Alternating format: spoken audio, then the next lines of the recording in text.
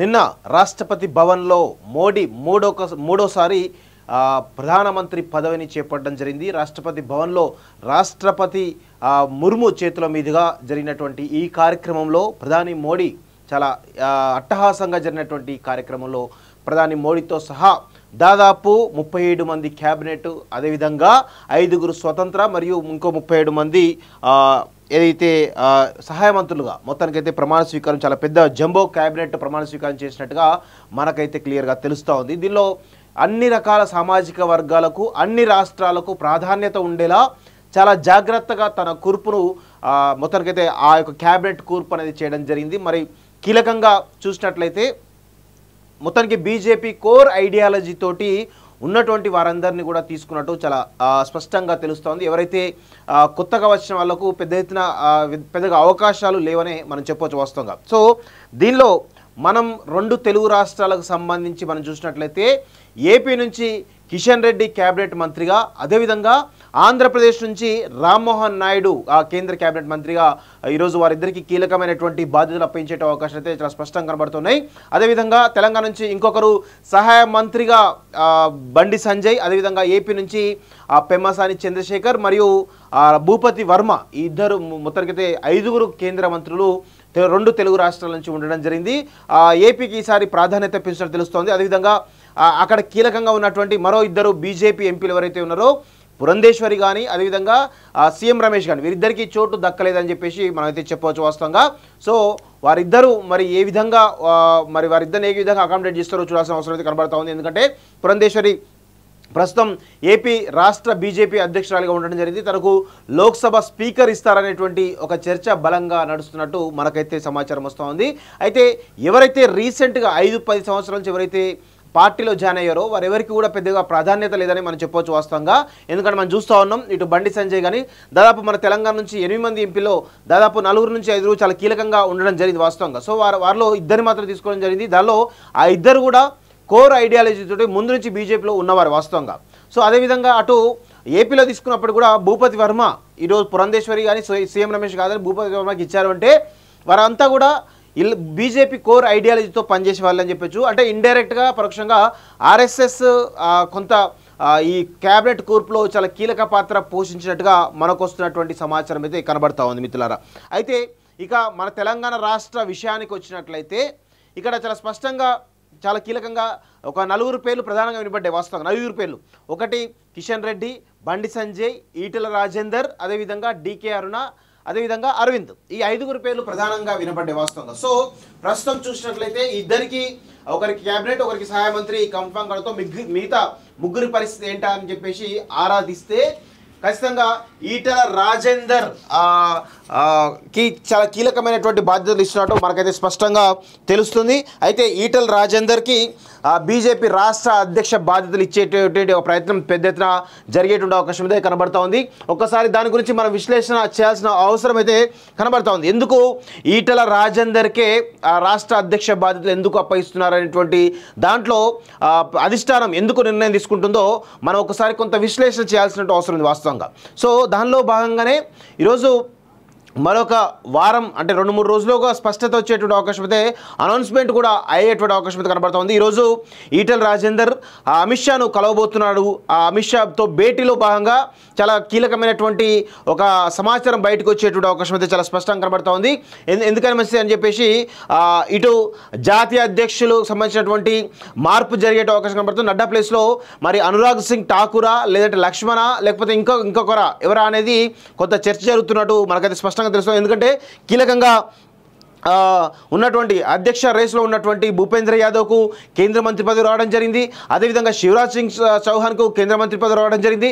నడ్డా కూడా కేంద్ర మంత్రిగా నిన్న ప్రమాణ స్వీకారం చేసింది. కాబట్టి వీళ్ళ 3కి అవకాశాలు లేవు. కాబట్టి ఇంకొక 3 ఎవరైతే ఉన్నారో అనురాగ్ సింగ్ ఠాకూర్ కానీ, లేదంటే లక్ష్మణ్ కానీ, లేదంటే సునీల్ బన్సల్ కానీ, ఈ 3 మరి సునీల్ బన్సల్ ఆర్ఎస్ఎస్ సంబంధించినటువంటి వ్యక్తి కాబట్టి ఆయన నేషనల్ జనరల్ సెక్రటరీ అయ్యేటువంటి అవకాశం అయితే, నేషనల్ ఆర్గనైజ్ సెక్రటరీ అయ్యేటువంటి అవకాశం అయితే చాలా స్పష్టంగా కనబడతా ఉన్నాయి.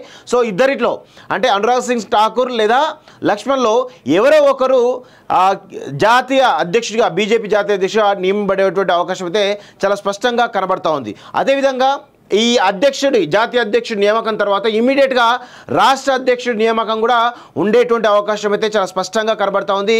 సో రాష్ట్ర అధ్యక్షుడిగా మరి ఎవరుంటారు, ఈటల రాజేందర్ ఉంటాడా అనేటువంటి చర్చ బలంగా జరుగుతూ ఉంది. ఈటల రాజేందర్కే అవకాశాలు ఎక్కువ ఉన్నాయి వాస్తవంగా. ఎందుకు ఈటల రాజేందర్కే ఎందుకు అవకాశాలు ఎక్కువ ఉన్నాయి, ఈయననే ఎందుకు ముందు పెట్టే అవకాశాలు ఒకసారి మనం క్లియర్గా అనాలిసిస్ చేసేటువంటి ప్రయత్నం చేద్దాం. ఇట్లా ఈటల రాజేందర్కి ఇక సుదీర్ఘమైనటువంటి రాజకీయ అనుభవం ఉంది, అదేవిధంగా సుదీర్ఘమైనటువంటి ఆయనకు పరిపాలన అనుభవం ఉంది, సుదీర్ఘమైనటువంటి ఉద్యమ అనుభవం ఉంది. అదేవిధంగా ఇక్కడ ఉన్నటువంటి బడుగు బలహీన వర్గాలకు అందరికీ కూడా ఒక యాక్సెప్టెన్స్ ఉన్నటువంటి లీడర్గా అతనికి ఒక మంచి పేరుంది, ఒక సౌమ్యుడిగా, ఒక పోరాట యోధుడిగా, అదేవిధంగా రూట్ లెవెల్లో అంటే పేదవాళ్ళ పక్షాన్ని నిలబడేటువంటి నాయకుడిగా ఈటల రాజేందర్కి ఒక ప్రముఖమైనటువంటి పేరు తెలంగాణ సమాజంలో ఉంది. కాబట్టి ఆయన అన్ని పార్టీలు కూడా ఇటు కాంగ్రెస్ నుంచి కానీ, ఇటు బీఆర్ఎస్ నుంచి కానీ, ఇటు కమ్యూనిస్ట్ పార్టీ నుంచి కానీ అన్ని పక్షాల నుంచి కూడా ఆయనకు మద్దతు దొరికేటువంటి అవకాశం ఉంది. వ్యక్తిగతంగా అభిమానించేటువంటి నాయకులు ఉన్నారు కాబట్టి సో ఆయన ఉంటే ఖచ్చితంగా ఇక్కడ రాష్ట్రంలో రాష్ట్ర పార్టీ బాగుపడేటువంటి అవకాశాలని రాష్ట్ర పార్టీలో పెద్ద ఎత్తున రేపు 2029లో కానీ 28లో కానీ అధికారంలోకి వచ్చేటువంటి అవకాశాలు బలంగా తయారయ్యే ఉద్దేశంతో ఈటల రాజేందర్కి రాబోయే 5 సంవత్సరాలు ఇక్కడ పెద్ద ఎత్తున అన్ని రకాలుగా ఉద్యమ కోణంలో ఉన్నటువంటి శక్తులన్నింటినీ కూడా కలుపుకునే విధంగా ఆయనకు ఈ రాష్ట్ర బాధ్యతలు ఇస్తున్నట్టుగా మనకు కొంత సమాచారం. ఎందుకు ఇంకో కొంత అనాలిసిస్ ఏంటంటే ఈటల రాజేందర్కి ఇవ్వడం గల ఇంకా లోతుగా విశ్లేషిస్తే కనుక ఇక్కడ తెలంగాణ రాష్ట్రంలో హిందుత్వ భావజాలాన్ని ఆల్రెడీ బండి సంజయ్ లాంటి వాళ్ళు పోలరైజ్ చేయడంలో సక్సెస్ వాస్తవంగా. సో హిందుత్వ భావజాలం పోలరైజ్ చేస్తేనే సాధ్యమా అంటే ఇక్కడ హిందుత్వ భావజాలంతో పాటు తెలంగాణ ఆత్మగౌరవ నినాదం కావచ్చు, తెలంగాణ ఆత్మగౌరవం ఏదైతుందో ఇక్కడ బలంగా వేళ్ళునుకున్నటువంటి విషయాన్ని మనందరం కూడా గమనించాలి. అయితే రాబోయే రోజుల్లో ఏదైతే చంద్రబాబు నాయుడు కనుక మన తెలంగాణ రాష్ట్రంలో అడుగుపెట్టి కనుక ఆయన పెత్తనాన్ని కనుక చెలాయిస్తే కనుక ఖచ్చితంగా కేసీఆర్ లాంటి వ్యక్తి మళ్ళీ తెలంగాణ వాదాన్ని పట్టుకొని మళ్ళీ పుంజుకునే అవకాశాలు ఉంటాయి. కాబట్టి ఆ అవకాశాన్ని మళ్ళీ బీఆర్ఎస్ పార్టీకి ఇవ్వకుండా ఉండడానికి ఈరోజు ఉద్యమ ఫేస్ని ముందు పెట్టేటువంటి ఒక ప్రయత్నం జరుగుతూ ఉంది. దీనిలో తెలంగాణ రాష్ట్రంలో ఇక్కడ బీజేపీకి ముఖ్యంగా బీజేపీ తెలంగాణకు సంబంధించినటువంటి దానిలో ఈరోజు క్లియర్గా 2 రకాల వాదనలు వాళ్ళు ముందు తీసుకోవాల్సిన అవసరం ఉంది. ఒకటి హిందుత్వ భావజాలాన్ని కాపాడుకుంటూనే తమ కోర్ ఐడియాలజీని కాపాడుకుంటూనే, ఇంకోటి తెలంగాణ అనేటువంటి ఆత్మగౌరవాన్ని ఈరోజు పెద్ద ఎత్తున ముందుకు తీసుకుపోవాల్సినటువంటి అవసరం బీజేపీకి ఏర్పడ్డది. కాబట్టి ఈ 2 అంశాల మీద బీజేపీ ముందుకు పోవడానికి ఒక ప్రయత్నం చేయబోతుంది. సో దీనిలో ఎందుకు హిందుత్వవాదం తెలంగాణవాదం అంటే ఇంతకుముందు నేను చెప్పినా కదా, రేవంత్ రెడ్డి ఇక్కడ టీడీపీని ఎందుకు అంటే బీఆర్ఎస్ని మొత్తంగా నాశనం చేయాలనేటువంటి ఒక ఉద్దేశంతో రేవంత్ రెడ్డి పనిచేస్తారు. కాబట్టి ఆ ప్లేస్లోకి ఈరోజు టీడీపీని తీసుకొచ్చేటువంటి ప్రయత్నం పెద్ద ఎత్తున జరిగే అవకాశాలు ఉంటాయి. సో ఇక్కడ రేవంత్ రెడ్డి చొరవతో జరగవచ్చు, రేవంత్ రెడ్డి చొరవ లేకుండా కూడా జరగవచ్చు. 2 రకాల అంశాలు ఉంటాయి. సో ఇక్కడ బాబు కనుక తెలంగాణలో రంగంలోకి దిగితే కనుక తెలంగాణ ప్రయోజనాలన్నీ కూడా ఈరోజు పెద్ద ఎత్తున నష్టపోయేటువంటి అవకాశం అయితే బలంగా ఉంది. కాబట్టి ఈరోజు ఈ అంశాన్ని ఒకవేళ బాబు కనుక మళ్ళా తెలంగాణలో కనుక ఈరోజు పుంజుకుంటే కనుక కేసీఆర్ ఖచ్చితంగా మళ్ళీ తెలంగాణ వాదాన్ని తీసుకుపోయి మళ్ళీ ప్రజల్లోకి తీసుకుపోయే అవకాశం ఉంటుంది. సో ఇది చాలా ప్రమాదకరం. తెలంగాణకు బాబు ఎంట్రీ, టీడీపీ ఎంట్రీ అనేది తెలంగాణకు చాలా ప్రమాదకరమైన విషయాన్ని మనందరం కూడా గమనించాల్సినటువంటి అవసరం ఉంది. సో దీనిపైన మరి రేవంత్ రెడ్డి ఎక్కువగా బాబు కంటే ఎక్కువగా ఈరోజు కేసీఆర్ను నాశనం చేయాలనేటువంటి దాంట్లో ఉంటాడు. సో ఇటు రేవంత్ రెడ్డి అయినా బాబు అయినా ఇద్దరు కూడా గురు శిష్యులే. ఎవరు అవునన్నా కాదన్నా ఆయన రేవంత్ రెడ్డి ఎంత కప్పిపుచ్చుకున్నా కానీ ఇద్దరు గురు శిష్యులు అని చెప్పవచ్చు. సో ఒకవేళ గురువు పార్టీ కనుక ఇక్కడ ఎదుగుతూ ఉంటే ఆయన కూడా సంతోషం, ఎందుకంటే ఆయన గతంలో టీడీపీలో పనిచేసింది కాబట్టి ఆయన కూడా సంతోషమే. సో ఇదంతా జరిగే అవకాశం ఉంది. కాబట్టి కేసీఆర్ అనేవాడు మళ్ళీ లేచేటువంటి అవకాశం ఉంది. కాబట్టి దాన్ని కంట్రోల్ చేయాలంటే ఖచ్చితంగా బీజేపీ ఈటల రాజేందర్ అనేటువంటి ఒక ఉద్యమ ఫేస్ను ముందు పెట్టడానికి అవకాశం అయితే చాలా స్పష్టంగా కనబడుతున్నట్టు తెలుస్తోంది. ఈటల రాజేందర్కు ఇక్కడ పదవి బాధ్యతలతో పాటు చాలా రకాలుగా అంటే ఎవరైతే ఎక్కువ బయట అంటే మిగతా వాళ్ళు ఎవరైతే ఉన్నారో కీలకమైన బాధ్యతలు బీజేపీలో ఉన్నటువంటి ఎవరైతే ఉన్నారో వాళ్ళందరూ కూడా ఎక్కువ ఇన్వాల్వ్ కాకుండా కేవలం ఈటల రాజేందర్ చుట్టే రాజకీయాలు మొత్తం కూడా ఉండేటువంటి అవకాశం అయితే కనబడతా ఉన్నాయి. భవిష్యత్తు తెలంగాణలో ఈయన రోల్ అనేది చాలా కీలకంగా ఉండబోతుంది.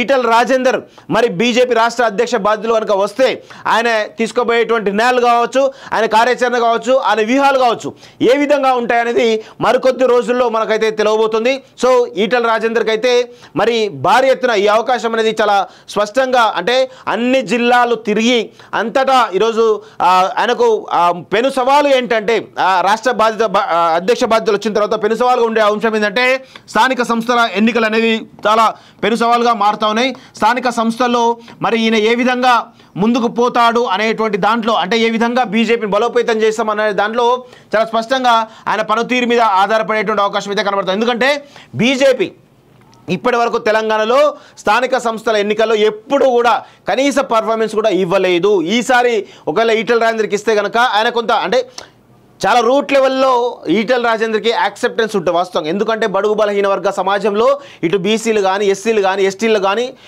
అవసరమైతే రెడ్డిలు కానీ అన్ని కోణాల్లో ఆయనకు ఒక యాక్సెప్టెన్స్ అనేది దొరుకుతుంది. కాబట్టి మరి ఈసారి స్థానిక సంస్థల ఎన్నికల్లో ఆయన ఒక నాయకత్వంలో బీజేపీ పార్టీ ముందుకు పోయేటువంటి అవకాశం అయితే చాలా స్పష్టంగా కనబడుతుంది. స్థానిక సంస్థల ఎన్నికల్లో కనుక ఒక మంచి మెజారిటీ మంచి పర్ఫార్మెన్స్ కనుక ఇస్తే ఇక ఈటెల రాజేందర్కు తిరుగుండదు. తెలంగాణలో ఒక మంచి ఫోర్స్గా ఒక మంచి రాజకీయ వాతావరణం క్రియేట్ అయ్యే అవకాశం ఉంటుంది. అదేవిధంగా రేవంత్ రెడ్డి కూడా ఇబ్బందికరమైన పరిస్థితులు క్రియేట్ అయ్యే అవకాశం అయితే చాలా స్పష్టంగా కనబడుతున్నట్టు మనకైతే క్లియర్గా తెలుస్తోంది మిత్రులారా. సో ఇది ఈటెల రాజేందర్ అంటే రాబోయే రోజుల్లో అధ్యక్ష బాధ్యతలకు సంబంధించినటువంటి ఎందుకు ఇస్తున్నారు, ఇస్తే ఏమవుతుంది అనేటువంటి కోణంలో ఒక చిన్న అనాలిసిస్ చేసేటువంటి ప్రయత్నం అయితే మేము ముందుస్తున్న మిత్రులారా. ఇంకా ఈటెల రాజేందర్ కనుక పదవి బాధ్యతలు ఇవ్వడం తర్వాత చాలా రకాలుగా ఆయనకు ఫ్రీ హ్యాండ్ ఇచ్చేటువంటి అవకాశం అయితే చాలా స్పష్టంగా కనబడుతుంది. అంటే తన టీంను తన రాష్ట్ర టీంని కావచ్చు లేకపోతే జిల్లా కమిటీలను కావచ్చు మిగతా అన్ని రకాల అంశాలు ఏవైతే ఉన్నాయో క్రోడీకరించుకుంటే కనుక ఆయన కొంత ఫ్రీ హ్యాండ్ ఇస్తున్నట్టుగా తెలుస్తోంది. తన టీంను తనే కురుపు చేసుకునే విధంగా పెద్ద ఎత్తున ఆయనకే ఫ్రీ హ్యాండ్ ఇచ్చే అవకాశం అయితే చాలా స్పష్టంగా కనబడుతున్నట్టు మనకైతే క్లియర్గా తెలుస్తోంది మిత్రులారా. సో ఇది ఈటెల రాజేందర్కు సంబంధించినటువంటి అంశం. సో ఇక ఈటెల రాజేందర్కి మరి ఏ విధంగా ఆయన ముందుకు పోతాడు అనేది మరికొద్ది రోజుల్లో అనౌన్స్మెంట్ అయితే కనుక మనం చెప్పొచ్చు వాస్తవంగా.